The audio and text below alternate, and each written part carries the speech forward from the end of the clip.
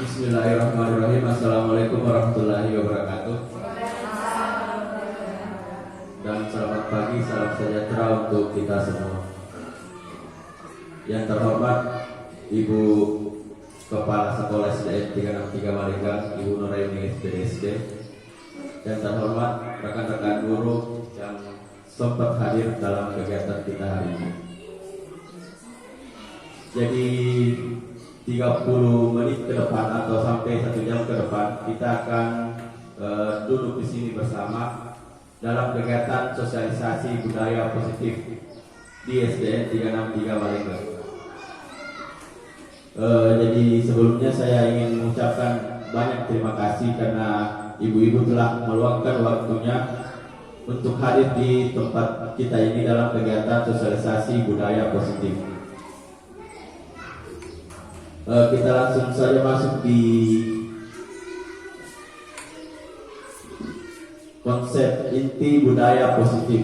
Jadi ada 6 budaya positif yang akan diterapkan di sekolah kita. Yang pertama itu ada disiplin positif. Kemudian yang kedua motivasi, hukuman, dan penghargaan dan restitusi. Yang ketiga ada keyakinan kelas. Yang keempat, kebutuhan dasar manusia. Yang kelima, 5 posisi kontrol guru. Yang keenam, segitiga restitusi. Jadi sebelumnya kita akan mengetahui apa itu budaya positif. Budaya positif merupakan serangkaian kegiatan positif yang berlangsung baik di sekolah, di rumah, maupun di masyarakat. Budaya positif akan tercipta rasa aman dan nyaman bagi murid sehingga dapat mendorong terwujudnya kesadaran diri dalam diri murid dalam bertindak, berpikir, dan berproses. Jadi seperti kita ketahui, kalau berbicara budaya berarti budaya itu sama dengan kebiasaan positif yang kita terapkan di sekolah. Kemudian kita masuk di materi yang pertama, yaitu disiplin positif. Di situ ada pengertian disiplin. Dalam budaya kita, makna kata disiplin dimaknai menjadi sesuatu yang dilakukan seseorang pada orang lain untuk mendapatkan kepatuhan. Kita cenderung menghubungkan kata disiplin dengan ketidaknyamanan. Jadi kebanyakan itu orang kalau mendengar kata disiplin berarti dirinya tidak merasa tidak nyaman mendengar kata disiplin tersebut. Kemudian Ki Hajar Dewantara mengatakan bahwa menciptakan murid yang merdeka, syarat utamanya adalah harus ada disiplin yang kuat. Disiplin yang dimaksud adalah disiplin diri yang memiliki motivasi internal atau motivasi yang muncul dari dalam dirinya sendiri. Jika tidak memiliki motivasi internal, maka kita memerlukan pihak lain untuk mendisiplinkan kita atau motivasi eksternal. Jadi kita misalkan ada murid yang tidak ada motivasi internalnya, jadi murid itu butuh motivasi eksternal, seperti kita memberikan motivasi kepada oleh guru-gurunya, orang tuanya, atau orang lain. Kemudian ada tujuan dari disiplin positif, yaitu untuk menjadi orang yang mereka inginkan dan menghargai diri sendiri dengan nilai yang mereka percaya. Ketika murid kita memiliki motivasi tersebut, mereka telah memiliki motivasi intrinsik yang berdampak jangka panjang. Motivasi yang tidak akan terpengaruhi pada adanya hukuman atau hadiah. Mereka akan tetap berperilaku baik dan berlandaskan nilai-nilai kebajikan, karena mereka ingin menjadi orang yang menjunjung tinggi nilai-nilai yang mereka hargai atau mencapai suatu tujuan mulia. Jadi disiplin positif itu tidak mengharapkan adanya hukuman atau hadiah.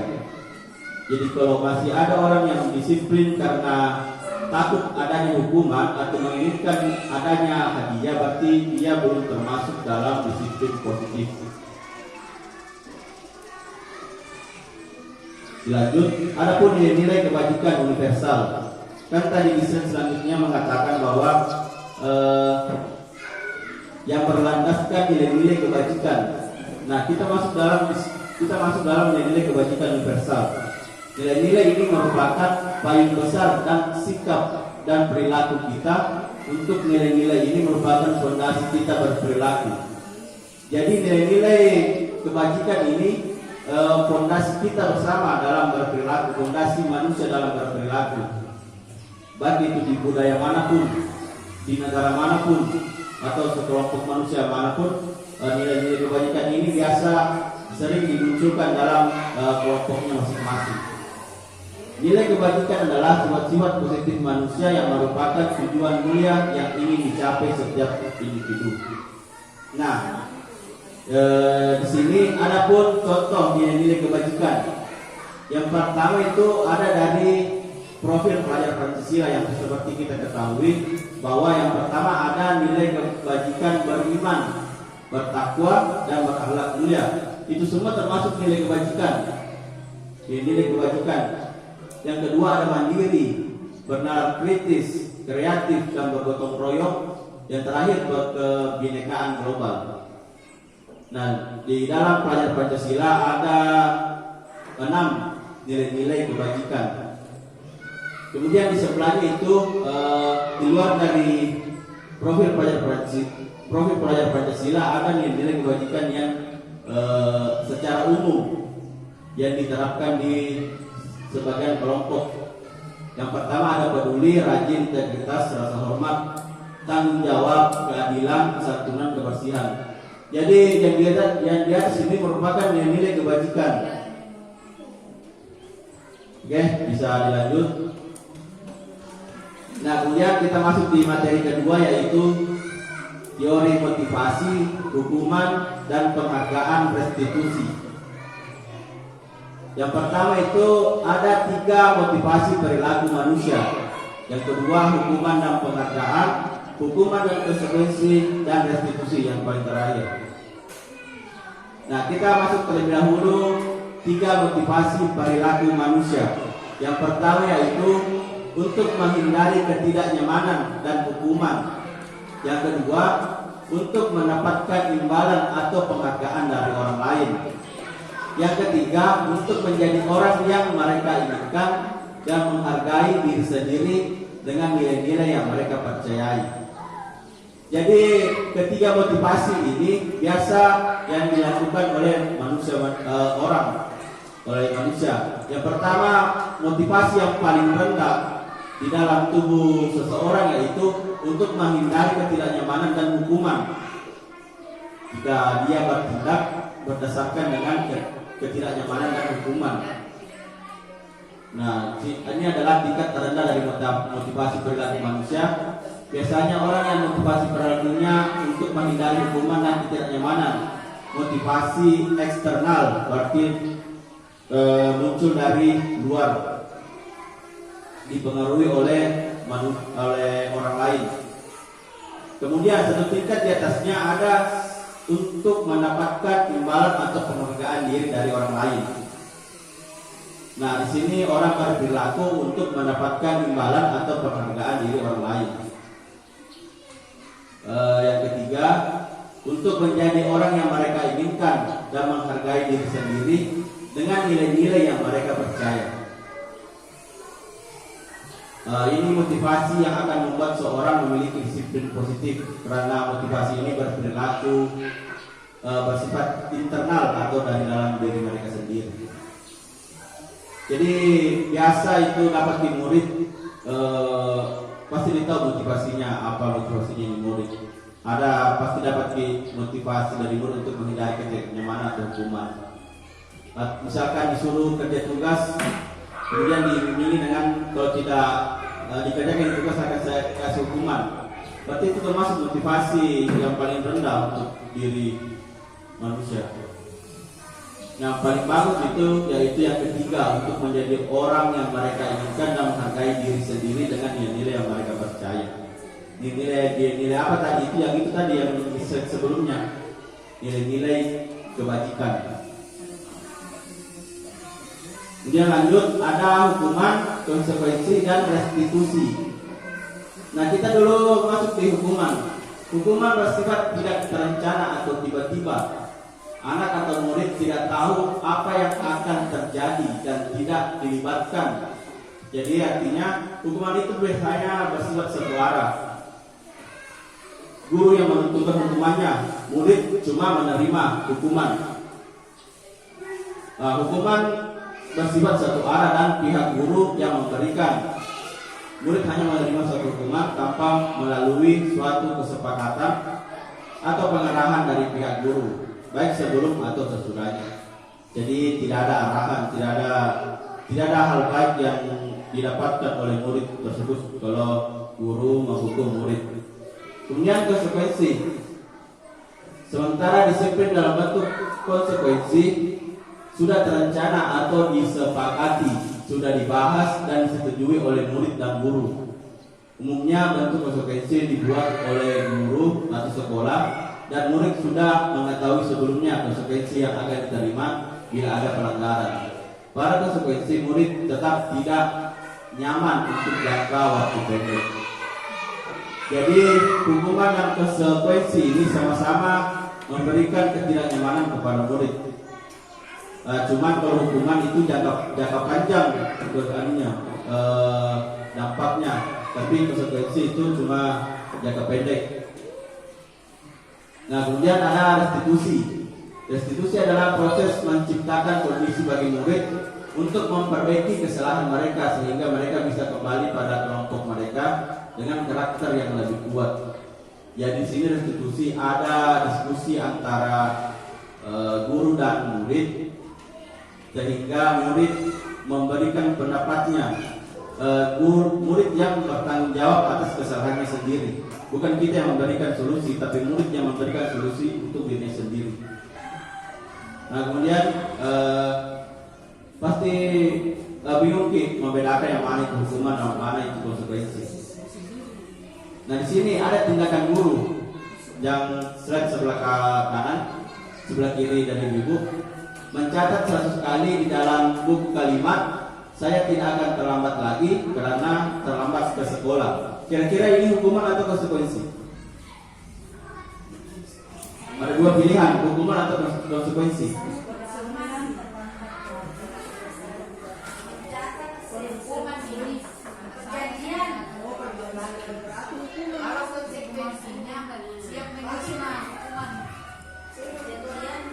Nah, kira-kira ini yang pertama itu hukuman atau konsekuensi? Mencatat 100 kali.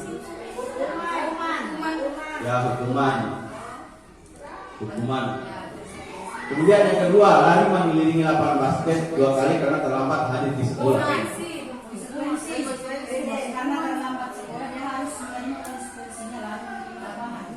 Jadi konsekuensi.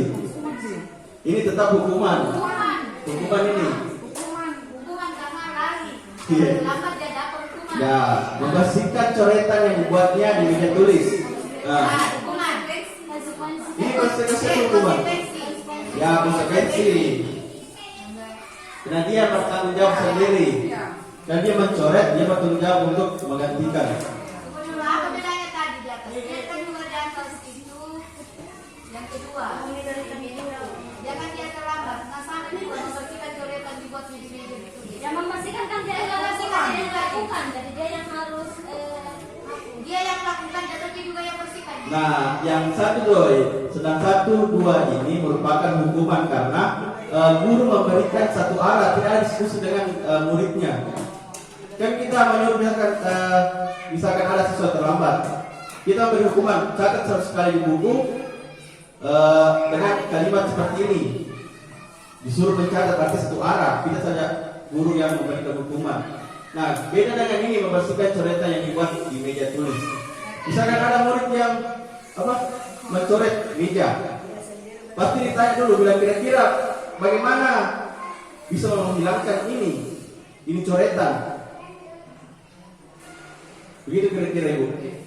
Kemudian murid diminta untuk push up 15 kali karena tidak menggunakan masker ke sekolah. Ya, Ketika kertas tugas teman yang telah dicoret-coret, ya konsekuensi.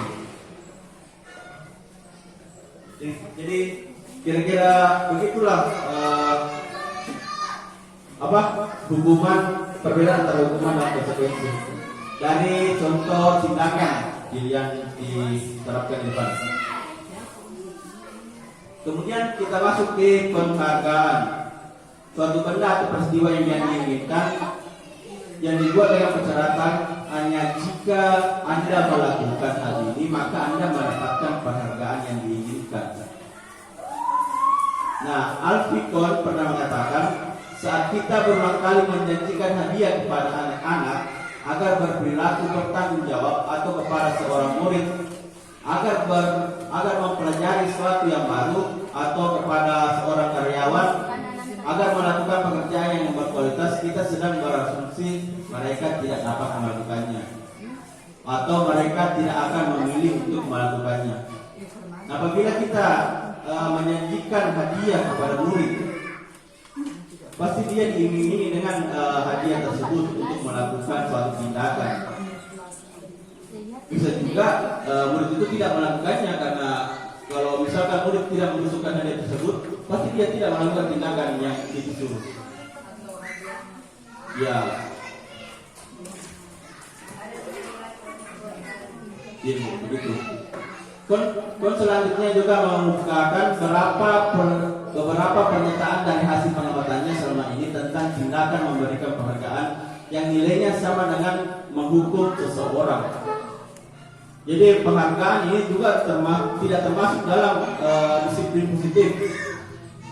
Jadi menurut Kon, penghargaan sama saja dengan menghukum seseorang.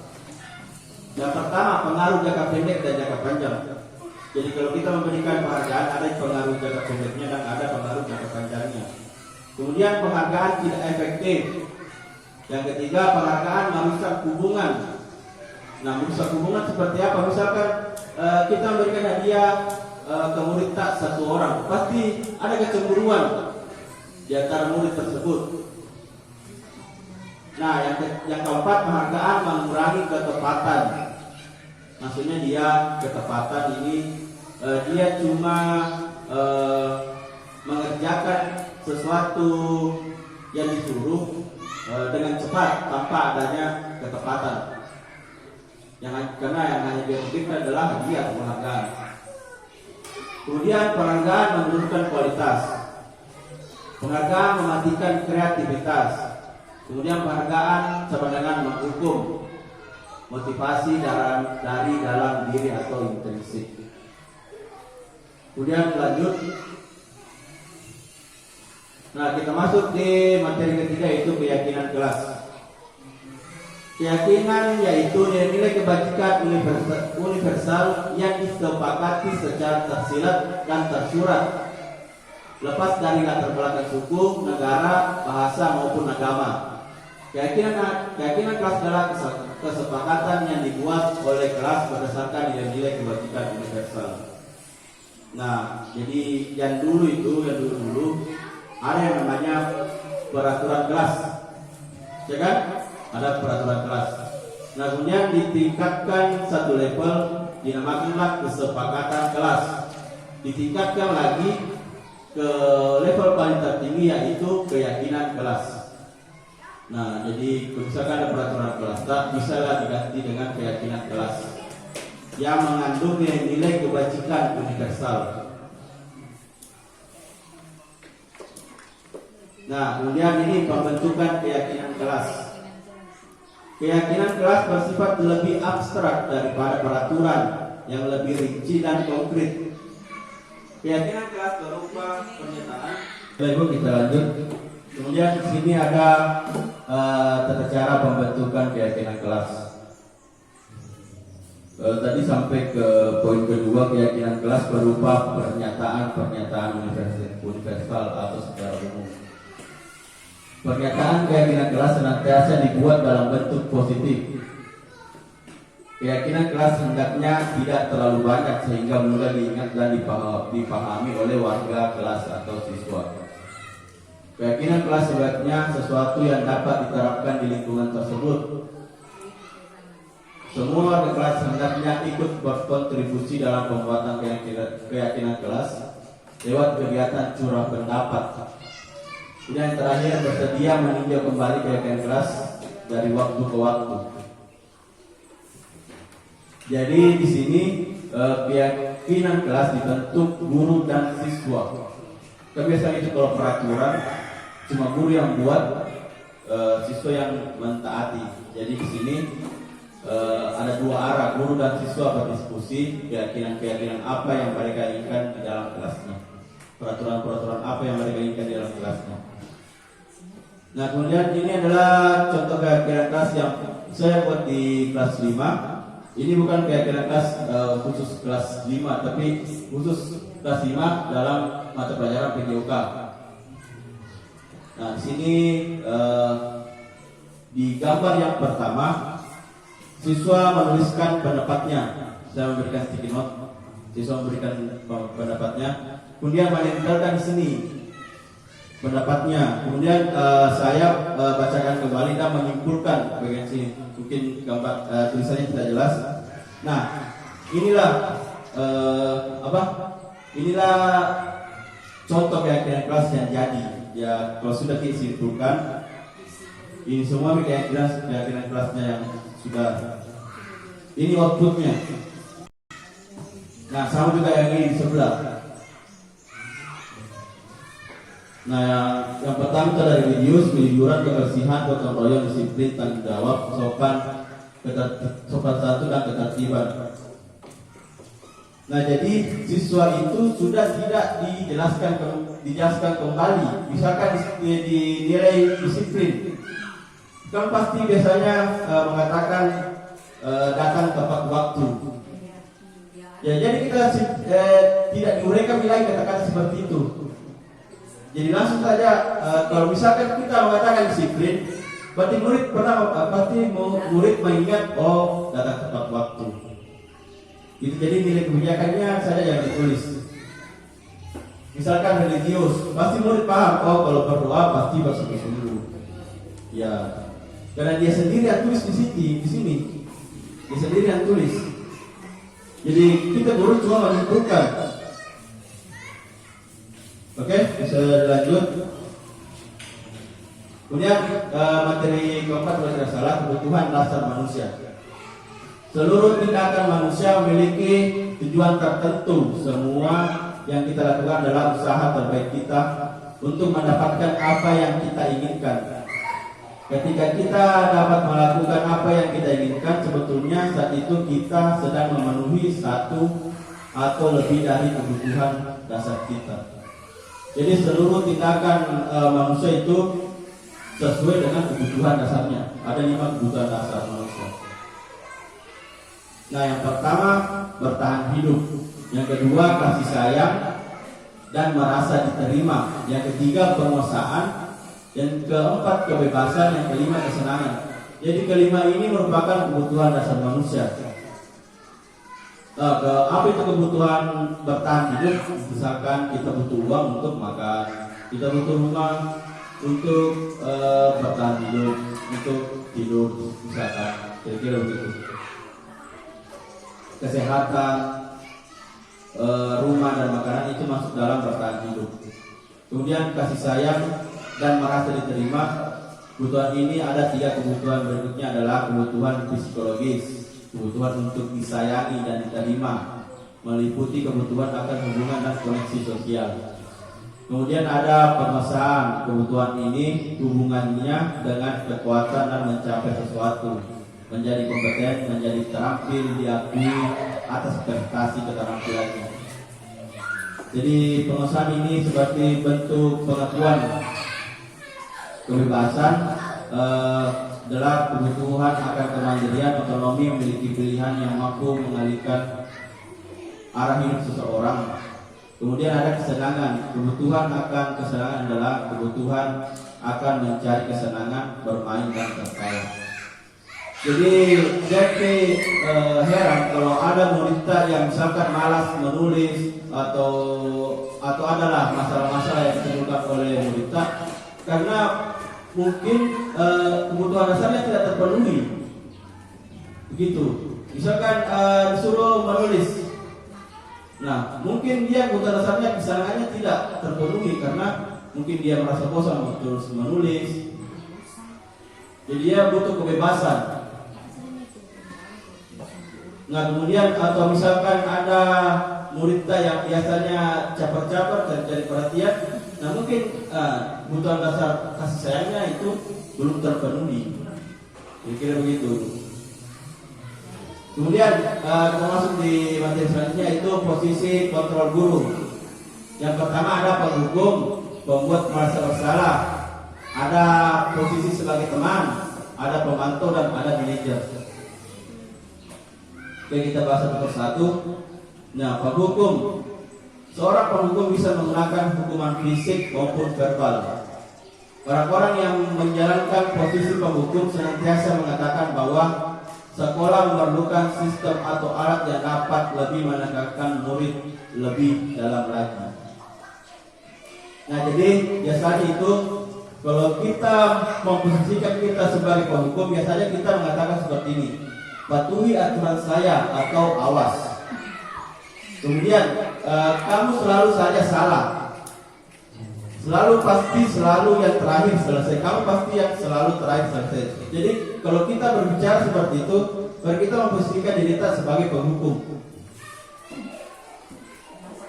Kemudian pembuat merasa bersalah. Pada posisi ini biasanya guru akan bersuara lemah lembut. Pembuat rasa bersalah akan menggunakan keheningan yang membuat orang lain merasa tidak nyaman, bersalah atau rendah diri. Nah, ini pun kegiatannya kata-katanya seperti ibu sangat kecewa sekali dengan kamu. Berapa kali bapak harus memberitahu kamu ya?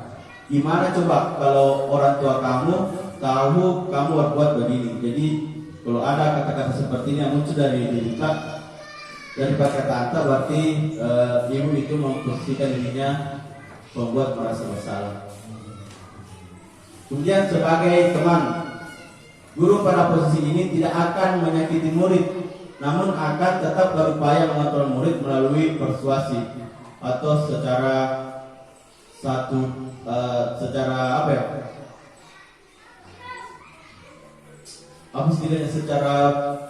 pribadi, satu lah ceritanya. Teman pada guru bisa negatif atau positif.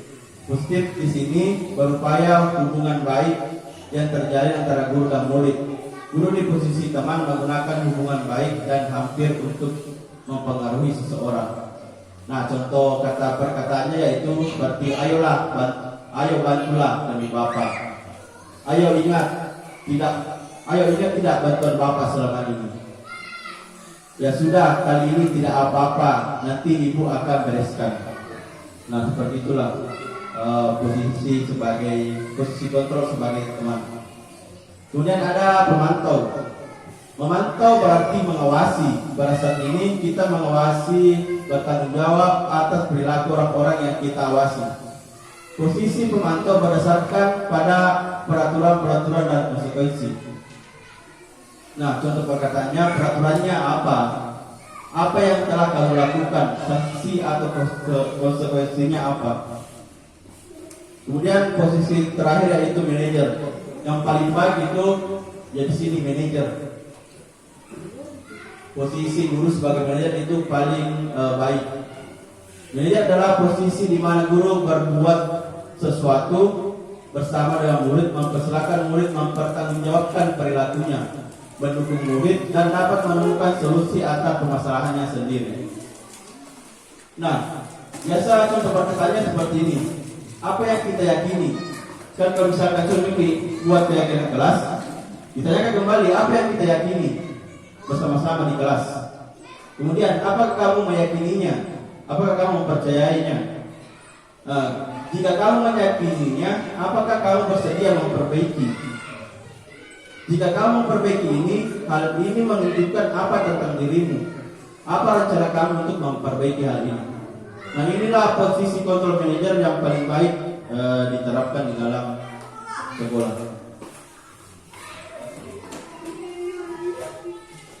Nah, saya lihat di sini Penghukum dan pembuat merasa bersalah sudah dicap sebagai identitas gagal. Jadi ini sudah termasuk gagal lah kalau kita bisa memposisikan identitas sebagai penghukum dan merasa bersalah. Kemudian identitas sukses masuk dalam teman, pemantau, dan manajer, tapi bedanya perilaku kontrolnya positif kedua-duanya ini, teman dan pemantau. Tetapi kalau kontrol diri yaitu manajer, artinya murid mengontrol sendiri dirinya sendiri. Nah, kita bisa lihat guru perbuatan buruk. Kalau penghukum itu biasanya menunjuk-nunjuk, menyakiti atau menyindir. Kemudian pembuat merasa bersalah berceramah, menunjukkan kekecewaannya mendalam. Kemudian kalau teman membuat alasan-alasan untuk murid-muridnya. Pemantau menghitung dan mengukur. Kalau manajer mengajukan pertanyaan-pertanyaan yang bisa mengembalikan kesalahan murid tersebut. Kemudian lanjut, ada yang namanya restitusi. Restitusi adalah proses menciptakan kondisi bagi murid untuk memperbaiki kesalahan mereka sehingga mereka bisa kembali pada kelompok mereka dengan karakter yang lebih kuat. Kemudian ada ciri-ciri restitusi. Restitusi bukan untuk menebus kesalahan, namun untuk belajar dari kesalahan. Kemudian yang kedua, restitusi memperbaiki hubungan. Yang ketiga, restitusi menuntut untuk melihat dalam diri. Yang keempat, restitusi mencari kebutuhan dasar yang mendasari tindakan. Kemudian selanjutnya, restitusi fokus pada karakter bukan tindakan. Restitusi fokus pada solusi. Restitusi mengembalikan murid-murid yang berbuat salah pada kelompoknya. Kemudian kita kenal di sini ada namanya segitiga restitusi. Jadi tahap yang pertama itu dalam segitiga restitusi dalam penerapannya itu menstabilkan identitas. Kemudian validasi tindakan yang salah. Kemudian menanyakan keyakinan. Nah, yang tahap pertama dalam segitiga restitusi yaitu menstabilkan identitas. Berdasarkan prinsip membuat kesalahan adalah bagian dari proses pembelajaran. Berperan menggeser identitas murid dari identitas gagal ke identitas sukses. Jangan mengkritik murid yang sedang mengalami identitas gagal. Nah, biasanya pertanyaan-pertanyaan ini dalam menstabilkan identitas, yang pertama membuat kesalahan sesuatu yang wajar. Manusia tidak ada yang sempurna. Kita bisa memperbaiki masalah ini. Saya tidak menanyakan kesalahannya, tetapi fokus memperbaiki masalah ini. Apakah saat ini kamu tengah menjadi orang yang baik atau dirimu sendiri? Jadi segitiga restitusi ini biasa bisa kita terapkan. Misalkan ada sesuatu yang bermasalah atau berkelahi, kita bisa menerapkan segitiga restitusi tersebut. Nah, langkah-langkahnya seperti ini: menstabilkan identitas murid terlebih dahulu dengan mengajukan beberapa pertanyaan. Kemudian langkah keduanya yaitu validasi tindakan yang salah. Biasanya pertanyaannya seperti, kamu bisa saja bertindak lebih gegabah dari ini. Kamu bukan melakukannya tanpa sesuatu alasan tertentu. Pasti ada alasannya murid berbuat tindakan tersebut. Kamu melakukannya karena mempertahankan sesuatu yang penting bagimu. Mungkin kamu bisa mempelajari sesuatu perilaku baru yang lebih efektif. Bersediakah kamu mempelajarinya? Nah, seperti itulah kira-kira langkah kedua dari segitiga restitusi, yaitu validasi tindakan yang salah. Kemudian yang terakhir yaitu menanyakan keyakinan. Nah, kembali lagi ke keyakinan. Nah, apabila kalau kita sudah membuat keyakinan kelas, nah kalau kita belum membuat keyakinan kelas, kita belum menerapkan segitiga restitusi tersebut. Nah, yang pertama itu sebagai keluarga kelas, apa yang kita yakini. Jadi kembali ke keyakinan kelas. nilai-nilai apa yang telah disepakati. Seperti apa gambaran sebuah kelas yang ideal bagi kamu? Kamu ingin menjadi orang seperti apa?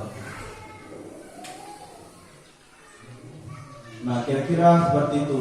Yang terakhir sebagai penutup kita yaitu materinya segitiga restitusi. Kemudian kesimpulan, budaya positif di sekolah sangatlah penting untuk mengembangkan anak-anak yang memiliki karakter yang kuat sesuai dengan profil pelajar Pancasila. Untuk mewujudkan hal ini, diharapkan semua warga sekolah agar meyakini dan menerapkan nilai-nilai kebajikan yang disepakati.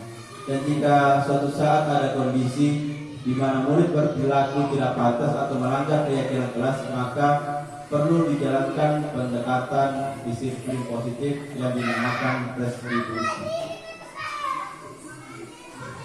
Jadi sebagai penutup, kita akan mengadakan refleksi bersama-sama melalui platform digital yang namanya Twisis. Jadi, oke, selesai. Sudah. Yang terakhir dari kasih kota. Oke, ini bisa dilihat juara satu ada ini, dua asli, kemudian dulu Yulita.